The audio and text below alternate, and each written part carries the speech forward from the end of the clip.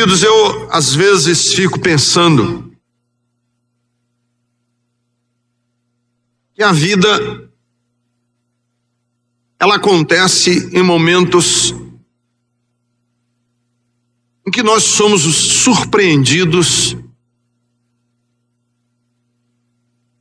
por lutas que vêm, batalhas e tribulações que se somam.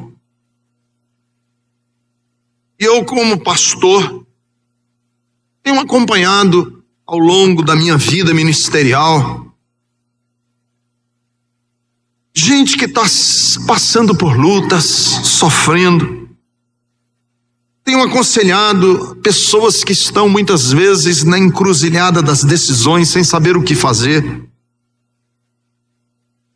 Já chorei muito ao lado de pessoas aflitas nos corredores das UTIs dos hospitais. Mas esses últimos tempos eu tenho percebido, esses últimos meses, que parece que as lutas e as dores têm se avolumado, crescido de uma maneira muito grande. Eu nunca vi, nunca experimentei tanta dificuldade de tanta gente ao mesmo tempo. São empresários que estão na iminência de uma falência. São famílias que estão perplexas por causa de doenças terminais. São pessoas que acabaram de perder um familiar muito querido. Gente que está sem saber o que fazer com doenças terminais, correndo de um lado por outro. Então, isso sem contar com o que está acontecendo no nosso Brasil. Porque parece que há uma perplexidade na nossa terra, um medo do que vai acontecer. Porque além de uma crise política tremenda, as escolas públicas estão acabadas. O sistema médico desse Brasil quebrou. Nós estamos vendo na televisão pessoas em filas de espera por uma consulta ou por uma cirurgia, meses. E a gente fica esperando quando é que vai ser a nova rebelião no novo presídio. Quando é que vai estourar o próximo escândalo? Então, é uma situação tão calamitosa, tão perplexa, que talvez isso se explique porque é que tanta gente está indo em busca de soluções mágicas, rápidas. Porque é que tantas igrejas estão cheias, igrejas que prometem soluções imediatas para os seus problemas, estão se enchendo. Então nós estamos numa situação de muita fragilidade. E quando eu digo uma situação de muita fragilidade, é como alguém que está carregando uma sacola com taças de cristal. Que qualquer supapo mais forte, que qualquer ação menos cuidadosa, os cristais se quebram todos. Nós estamos vivendo nessa situação. É preciso andar com o máximo de cuidado. É preciso andar com o máximo de dependência de Deus. Porque qualquer ação mais brusca, qualquer comportamento mais intempestivo, é possível que a nossa vida desande totalmente. Talvez você esteja aqui, você vem atravessando lutas e lutas e lutas e lutas, e você está andando nessa corda bamba. Você está caminhando nessa fragilidade, nesse tempo difícil. Aí você me diz, pastor, o que é que nós e como que nós devemos nos comportar para a nossa vida não se quebrar toda, para não se estilhaçar completamente? Deixa eu lhes dizer o que fazer e o que não fazer. Vamos começar sobre o que não fazer nesse tempo que nós estamos vivendo. Qual não deve ser o nosso comportamento? Qual não deve ser a nossa ação? O que eu não posso fazer? Quais ações eu não posso tomar nessa época tão difícil? Primeiro, eu não posso me enxergar nunca como um deserdado de Deus. Esta é uma hora em que eu não posso me ver como um bastardo. Esta é uma hora em que eu não posso me ver como um marginalizado. Na hora em que nós estamos vivendo os momentos mais delicados da nossa vida, nós não podemos nos enxergar como um deserdado. Porque na hora do sofrimento, a nossa tendência imediata é achar que o mundo está desabando na nossa cabeça. E quando a gente acha que o mundo está desabando sobre a nossa cabeça, a gente acha que nós fomos escolhidos. De alguma forma, nós fomos eleitos para que o mundo caia só em cima da nossa cabeça. Na hora em que a gente está sofrendo, a gente tem a ideia de achar que Deus nos escolheu para nos abandonar e nos deixar sós. E o que eu quero dizer para você é o seguinte: você não está só. Deus não escolheu você para ser um pária, para ser um esquecido, um bastardo, não. O sofrimento que nós estamos passando hoje é comum. Tem muito mais gente sofrendo. Tem muito mais gente nos corredores dos hospitais do que você imagina. Tem muito mais gente padecendo necessidades financeiras do que nós podemos imaginar. Estamos apenas sendo participantes do momento, que é um momento delicado da história da humanidade. E aí o que você não pode é nesse momento achar que Deus lhe esqueceu. E a gente acha que Deus esqueceu a gente, que Deus nos abandonou, que Deus está nos tratando como um filho deserdado, porque a gente se compara com outras pessoas. E geralmente nós nos comparamos com outras pessoas que estão numa situação melhor do que a nossa. A nossa tendência é nos compararmos com quem está mais bem sucedido, e a gente diz, olha lá ele, veja ela.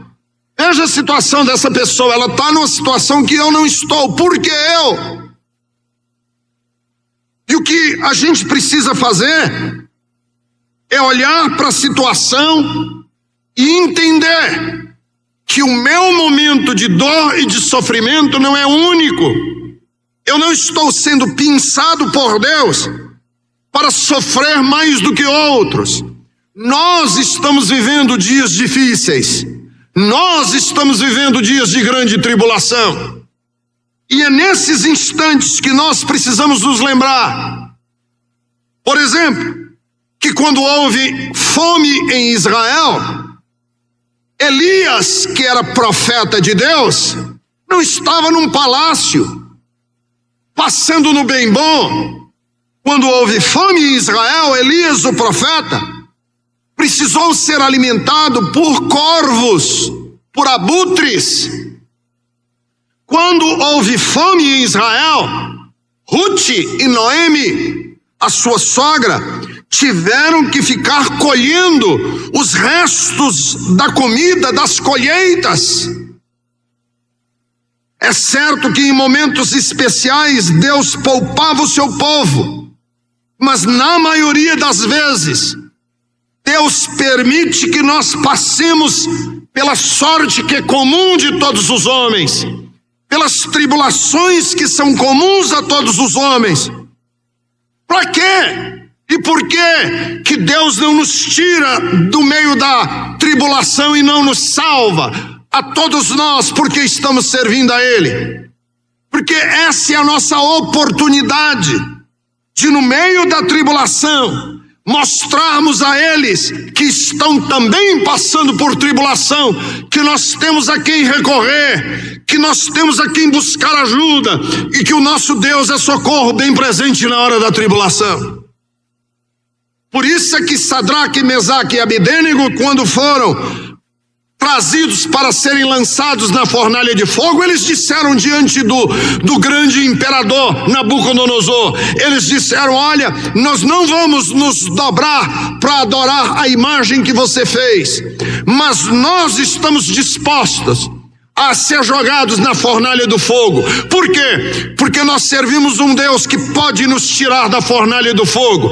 Mas se Deus não nos tirar, mesmo assim, nós não nos dobraremos diante da tua estátua, ó Nabucodonosor. Vejam qual é o exemplo desses três rapazes. Eles estão diante de um momento em que Deus pode e Deus pode não tirá-los. E eles dizem assim: nós não vamos deixar que a nossa fé, nós não vamos deixar que o nosso compromisso esteja sendo negociado por um imperador. Se Deus não nos tirar, a nossa morte servirá de exemplo para Israel, que houve um povo que não se dobrou diante da estátua de Nabucodonosor. E se Deus nos tirar, a nossa libertação servirá de exemplo de que Deus livra da fornalha de fogo. Então, o que é que o crente deve se comportar numa situação como essa? Não importa se vem tribulação ou se vem prosperidade, a minha vida seja exemplo para esse mundo. Se vier tribulação, olha como este povo depende do seu Deus, mesmo quando o vento açoita, mesmo quando a tempestade bate. Olha como este povo não se curva, continua amando o seu Deus, não vende a sua alma por um pouco de paz. Olha como este povo serve ao seu Deus, mesmo na hora da maior dificuldade. Se Deus nos livrar, olha como este povo foi liberto pelo seu povo e pelo seu Deus, e dá testemunho de que Deus é Deus que liberta o seu povo da tribulação. Segundo, você não pode permitir que as circunstâncias remodelem a sua visão do caráter de Deus. No meio da maior luta e da maior dificuldade, você não pode permitir. Lembre-se que você está andando como quem caminha com uma sacola de taças de cristal na mão. E vem o vento e vem a tempestade. E a sacola de cristal que você carrega na mão é o que você sabe sobre Deus. E você não pode permitir que as tribulações, que as circunstâncias remodelem a sua visão de quem Deus é. Porque na hora da maior tribulação nós ficamos pensando assim: eu acho que tudo foi uma tolice da minha parte. Deus não ajuda ninguém, sabia? Eu acho que eu criei e isso foi tudo uma meninice minha. Porque não existe Deus. E se existe, Ele está ocupado demais com outras coisas e se esqueceu de mim. Isso é o que passa pela cabeça de uma pessoa que está permitindo que as circunstâncias e a tribulação remodelem o que ele pensa a respeito de Deus. Começamos a achar que nós vivemos jogados pela vida como a onda do mar. Vem o vento e joga a onda do mar para um lado, joga a onda do mar por outro. Parece até que existe um projeto satânico concebido para nos atormentar e que a gente vive debaixo disso. E a gente fica pensando: será que existe um complô do céu contra mim? começamos com esses pensamentos e cada vez mais longe e distante fica a possibilidade de Deus nos amar. Quanto mais você acha que o que você está passando é fruto do descaso, da falta de cuidado, do desdém. Teve uma vez uma adolescente aqui na igreja que me perguntou o que significava a palavra desdém. Eu fiquei com dificuldade de explicar para ele o que era desdém. Aí eu disse assim: você sabe o que é desdém? É dar de ombros. Aí ele disse, porque parece que ele não tem mais esse negócio de dar de ombros entre os adolescentes hoje. Dar de ombros era coisa da minha época. Quando você fazia assim, ó, e aí? Se vira. Dá de ombros. Desdém é quando você dá de ombro. É quando você nem liga. Quando você joga as mãos para os céus e diz assim: te vira. Não tem nada a ver com você. Isso é desdém. É quando você não se importa e você trata com descaso, com falta de cuidado, falta de atenção. Isso é desdém. E às vezes a gente está passando por lutas e tribulações e a primeira coisa que vem na nossa cabeça é: Deus nos trata com desdém. Deus dá de ombro. E aí passa a viver o dilema de todo ateu. Qual é o dilema do ateu? O dilema do ateu é assim: se Deus me ama, por que que ele não cuida? Se ele ama e não cuida, é porque ele não ama. Se ele ama e não cuida, então é porque ele não tem cuidado. Porque se ele ama e não faz, é porque não pode. E se ele pode e não faz, é porque não ama. Esse é o dilema do ateu. O dilema do ateu é esse: se ele ama e não faz, se ele ama e não faz, é porque não pode fazer. E se ele pode fazer alguma coisa e não faz, é porque não me ama. Que era o dilema que Jó estava passando na Bíblia. Que o dilema de Jó era o seguinte: o que foi que eu fiz para merecer? O dilema de Jó era olhar para a luta e olhar para o seu sofrimento e dizer assim: o que foi que eu fiz? O que há de errado comigo? Por que Deus me escolheu entre todos?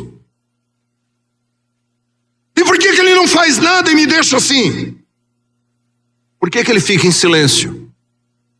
E aí, no meio desse dilema de Jó, ele disse as palavras que eu acho que são centrais no livro de Jó: contudo, eu sei que o meu Redentor vive e que por fim se levantará sobre a terra. Eu sei que tudo podes, nenhum dos teus propósitos pode ser frustrado, porque ele sabia que o caráter de Deus é e continuará sendo sempre um Deus amoroso e bom.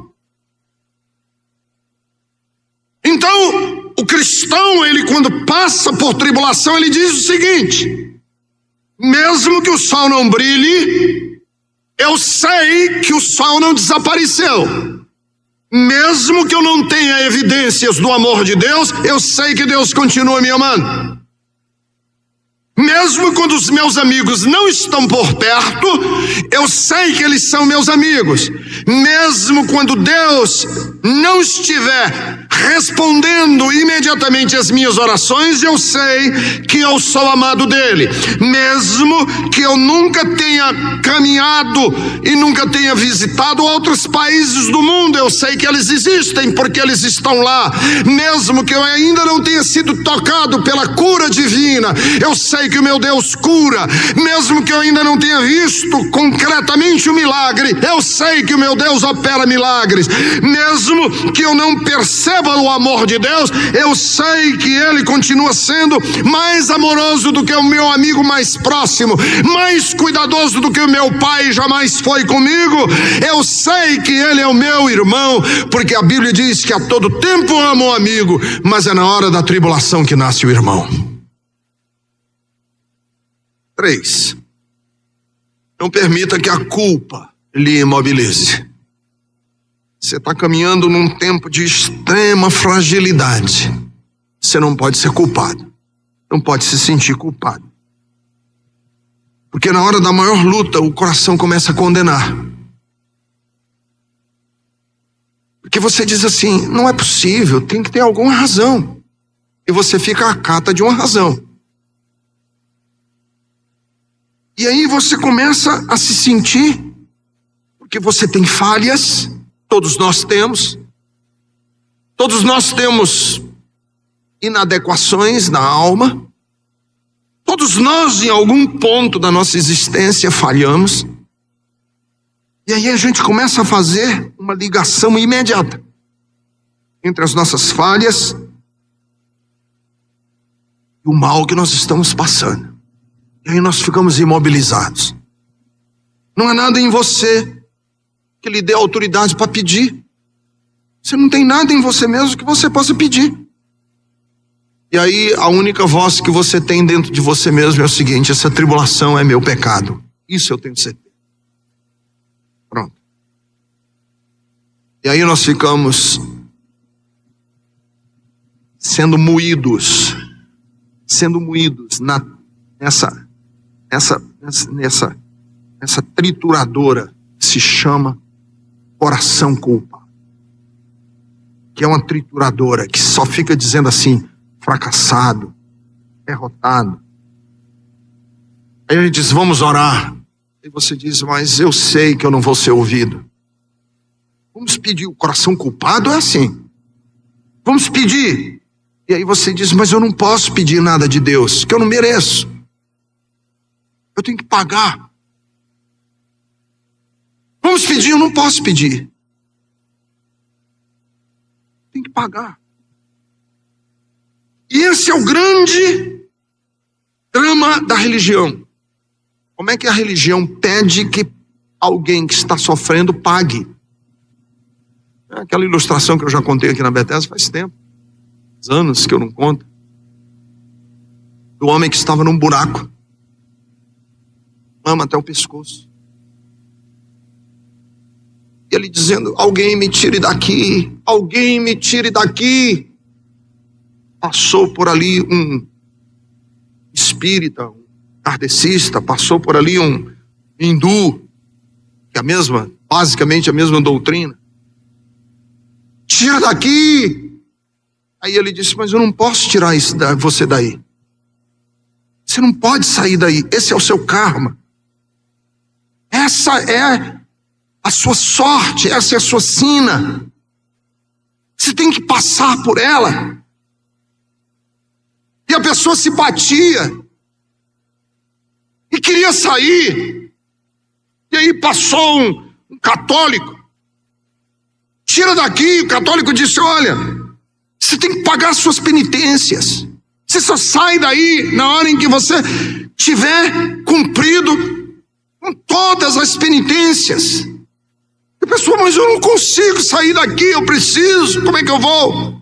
Passou um evangélico da igreja evangélica protestante. Me tira daqui. Não, você tem que fazer uma cura interior, você tem que expulsar os demônios, você tem que libertar-se das forças que estão lhe oprimindo aí. E aí veio passando por ali um dia, aquele cujo rosto brilha mais do que o sol ao meio-dia, que os seus cabelos são brancos, porque ele é digno. Os cabelos brancos são sinal de dignidade, cujos pés são mais brilhantes do que o latão polido, aquele que tem na sua mão as chaves da vida e da morte, do inferno, aquele que pisou a cabeça da perigosa serpente, veio passando por ali, e eu gritei e disse: Senhor, me tira daqui, alguém me tira daqui.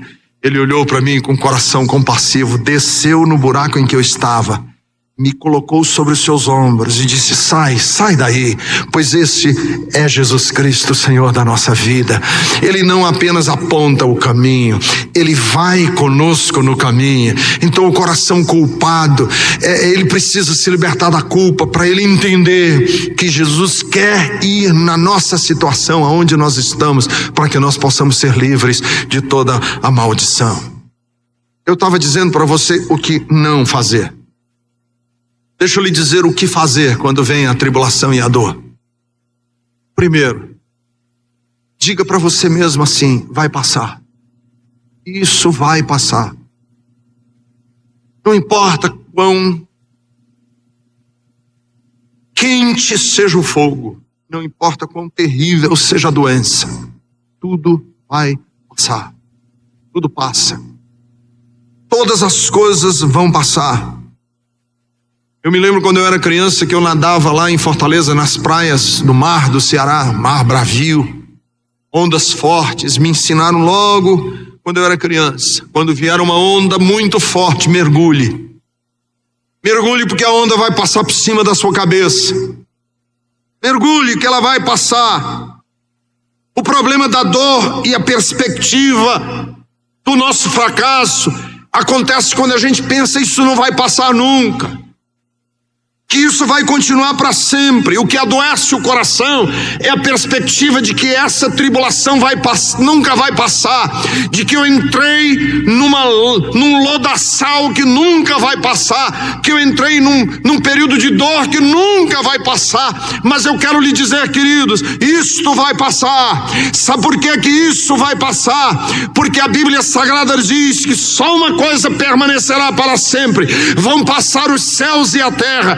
A única coisa que não vai passar é a palavra do Senhor. E a palavra do Senhor diz que os que confiam no Senhor são como os montes de Sião, que não se abalam, mas permanecem para sempre. E o que eu quero dizer para você é o seguinte: se vier uma onda avassaladora sobre você, se refugie debaixo das asas do Onipotente, porque está escrito que aquele que se refugia nas asas do Onipotente, a sombra do Senhor vai descansar. Você pode descansar, porque isso vai passar, e logo logo nós estaremos todos juntos cantando o cântico da vitória, o triunfo dos remidos, e dizendo para todos sempre, aos pés daquele que morreu, que ele venceu, e que é o começo e é o ômega, é o princípio e é o fim, e para sempre nós estaremos com o Senhor.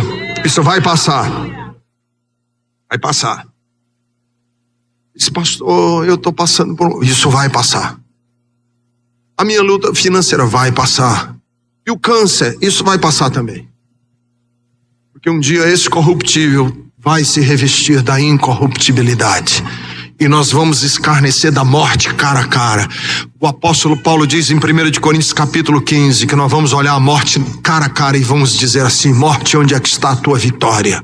Porque foi tragada a morte pela vitória do Senhor Jesus Cristo. Aleluia. Segundo, há um plano maior. Sempre há. Sempre há. Não se deixe impressionar pelo imediato. Porque Deus vai usar todas as circunstâncias, todas, como matéria-prima para o projeto maior. Vou repetir. Há um plano maior. Não se deixe impressionar pela hora, pelo momento que você está passando. Porque Deus vai usar como matéria-prima tudo que nós passarmos pela vida. Ele vai usar como matéria-prima para fazer o projeto maior. Qual é o projeto maior de Deus? O projeto maior de Deus é nos transformar à imagem do seu Filho Jesus Cristo. O projeto maior de Deus é que eu e você cresçamos, a gente amadureça, que uma fibra, uma têmpera, uma qualidade em mim cresça até que eu me torne a imagem de Jesus Cristo. Esse é o projeto de Deus, maior. E Deus está disposto e vai usar todas as coisas pelas quais eu passar a experimentar na vida, tudo, de bom ou de ruim. Não é que Deus fez o ruim vir na minha vida, não. Não é que Deus provocou o ruim na minha vida, não. Deus vai usar coisas boas e coisas ruins para que se cumpra em mim o projeto de eu ser a imagem de Jesus. Todas as coisas cooperam juntamente para o bem daqueles que amam a Deus e são chamados segundo o seu propósito. Todas as coisas cooperam. Deus vai fazer tudo para que eu seja forjado à imagem de Jesus. Inclusive o que você está passando hoje. Nenhum sofrimento agora é agradável. Mas ele vai produzir em nós, está escrito na Bíblia, um peso de glória eterna. E Deus vai usar o vento contrário para você firmar mais as suas raízes. Você só vai aprender a ser submisso, dócil, manso, doce de alma, quando você passar pela tribulação e não deixar que ela produza azedumes na sua alma. Terceiro, use criativamente o tempo que você está vivendo.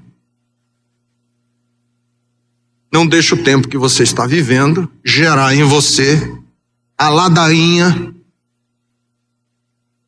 do sofredor. A ladainha do que gosta de sofrer. Tem gente que gosta de sofrer.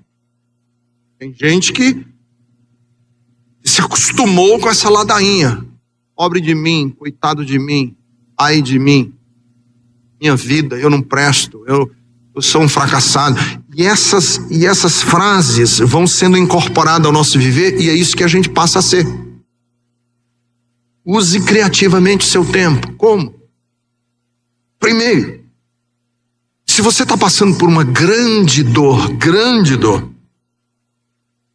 use o tempo que você está passando de grande dor para fazer aquilo que os psicólogos chamam de catarse.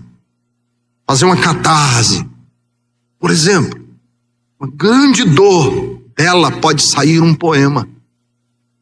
Uma grande dor, dela pode sair um salmo. Quantos salmos nós temos na Bíblia que nasceram de grandes dores? Use o seu tempo criativamente. Não para você se enterrar na dor, mas para você sair dela. Você está passando por uma grande dor, muito grande. Procure ser o consolo de uma pessoa que também está passando por uma grande dor. Converse com uma outra pessoa que está passando um grande momento de dor. E você vai ver que nesse momento você pode ser uma ajuda maior do que quem não está passando dor. Se você está passando por um grande problema, procure uma pessoa que esteja passando também por um grande problema, que a sua palavra para ele vai ter mais autoridade do que a minha. Porque se eu for aconselhar uma pessoa que está passando um grande problema, sabe o que ele vai dizer? Ah, isso é fácil, você está no bem bom. Você só tem olho no olho quando você diz assim, eu também já passei por isso. Eu estou passando por isso. Eu também estou passando por um momento assim. Eu estou passando por um tempo assim. Meu pai está nas últimas na UTI. Fui fazer uma visita hoje à tarde no hospital. E quando eu fui conversar com a pessoa, e a pessoa disse assim, pastor, que dor. Aí eu falei, eu entendo a sua dor, que eu estou passando por uma assim. E aí a minha conversa com essa pessoa deixou de ser uma conversa de pobre de mim, mas uma conversa criativa. Quarto, não associe tribulação com castigo. Toda tribulação a gente pensa que é castigo. Não. Nós não podemos associar tribulação com castigo, assim como eu não tenho direito de associar toda bênção ou toda prosperidade com bênção de Deus. Eu não posso. Toda prosperidade na minha vida ser sinal de bênção. Não posso. Porque se eu associasse toda prosperidade a sinal de bênção, o traficante, o contrabandista de drogas e o contrabandista de armas, que conseguiu burlar a polícia, ele pode dizer assim, puxa, hoje eu fui abençoado. Porque a polícia não me viu. Ora, se o traficante não pode achar que a prosperidade dele é bênção de Deus, o justo, quando sofre, não pode achar que a tribulação dele é maldição divina. Não pode. A gente, às vezes, equaciona toda a tribulação a castigo. E a gente fica querendo dizer que, além da dor do problema, nós ainda temos uma maior. É que nós estamos sendo punidos por Deus. E é assim que você cava a sua própria cova e a sua própria sepultura. Você diz, pastor, eu não sei. Estou atravessando um tempo muito difícil na minha vida. O que eu tenho que fazer? Deixa eu lhe dizer, Deus é Pai. O maior privilégio que nós temos na Bíblia é o privilégio de chamar Deus de Pai. E se Ele é Pai, Ele não deixa os seus filhos na beira do caminho, porque nenhum pai faria isso com o seu filho. Recentemente eu soube que aqui houve uma enchente e uma meninazinha caiu na correnteza. E o pai, quando viu a filha na correnteza, ele se jogou nas águas e morreu. Sabe por quê? Porque para aquele pai, a vida da sua filha era mais cara do que a vida dele. E ele estava disposto a morrer para que aquela menina pudesse sobreviver. Infelizmente os dois morreram. Mas ele mostrou que o amor de um pai é amor que não abandona os seus filhos. Deus não vai abandonar você. Você está passando por uma grande tribulação. Diga, Deus, isso vai passar. E quando passar, eu quero que cumpra em mim o propósito que tu tens para minha vida. Terceiro, eu não fui escolhido para sofrer. Eu fui escolhido para ser a imagem de Jesus e experimentar o que significa ser um filho amado de Deus. Isso é o que Deus tem para a sua vida.